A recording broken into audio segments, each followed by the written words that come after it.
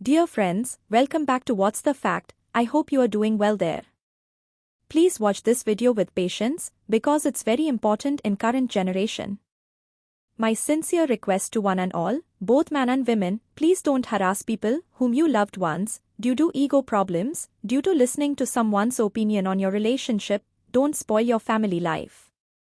At the same time, try to listen to your heart, try to recall your happy moments, not recalling hate and enmity. When you are not in a position to take decisions on your own, it's better to keep quiet. Instead of that, you are putting your family differences on road by telling issues in your family with all people. First, stop blackmailing, threatening. If you don't want it to continue in relationship, just go away as per law. Women demanding money from husband like she was born in royal family in London. In many divorce cases, women demanding 1 lakh rupees per month or settlement amount in million rupees as regular maintenance payment by holding kids. Don't you ashamed? Your parents, your brothers are characterless, shameless and ruthless animals. When your family don't have basic thing in your home, but demanding husband million rupees. What a law. What a system in India. It's very sad to see this kind of stories. In India, judiciary system is worst. This system is useful for culprits, corrupted, criminal activities people only. Best example how many politicians, corruption criminals are enjoying the looted money. In family, only women have law provision for filing case on husband. Why like that? Is she from clouds? Being an Indian, don't you know our itihasas, Puranas, what they are exploring? All living creatures have emotions, ego, blood pressure, criminal mentality. Then only men harassing women, only men slap or threatening women. No right. Then why no rules, no justice for man in India?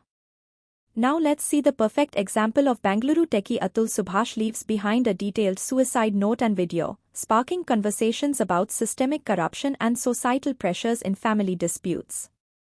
What did Atul Subhash's suicide note say? Subhash's suicide note detailed the legal battles initiated by his wife, including allegations of murder, dowry harassment, and unnatural sex. One case involved murder charges related to the 2019 death of his father-in-law. Subhash's wife, Nikita, alleged her father died due to shock following dowry demands of 10 lakh rupees. However, during cross-examination, Nikita admitted the charges were false and her father had died of a heart condition. The note also described how Nikita, on behalf of their minor son, demanded 2 lakh rupees in monthly maintenance. Subhash alleged his wife initially sought 1 crore rupees in maintenance, later increasing it to 3 crore rupees. Subhash further accused his wife, mother-in-law, and brother-in-law of pressuring him for money since 2020, citing demands for lavish gifts and funds for a cloud kitchen. Emotional plea and heartbreak. In the note, Subhash expressed his anguish over being kept away from his son. Addressing his son, he wrote, "When I first saw you, I thought I could give my life for you any day. But, sadly, I am giving my life because of you. Now, you just feel like blackmail, using which I will be extorted more and more." He concluded by calling for live broadcasts of his case hearings to expose what he described as the terrible state of the legal system and the misuse of laws in similar disputes. Subhash's brother Bikas said, "I want my brother to get justice. I want this country to have a legal process through which even men can get justice. I want strict action against those who are sitting on a legal chair and doing corruption, because if this continues, then how will people expect justice?"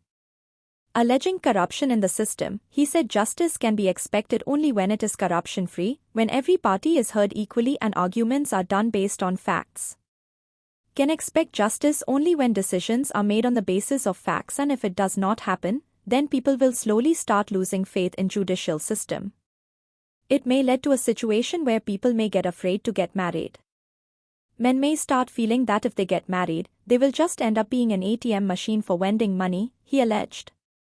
Atul Subhash, a 34-year-old tech professional from Bengaluru, died by suicide in his home after months of meticulous planning.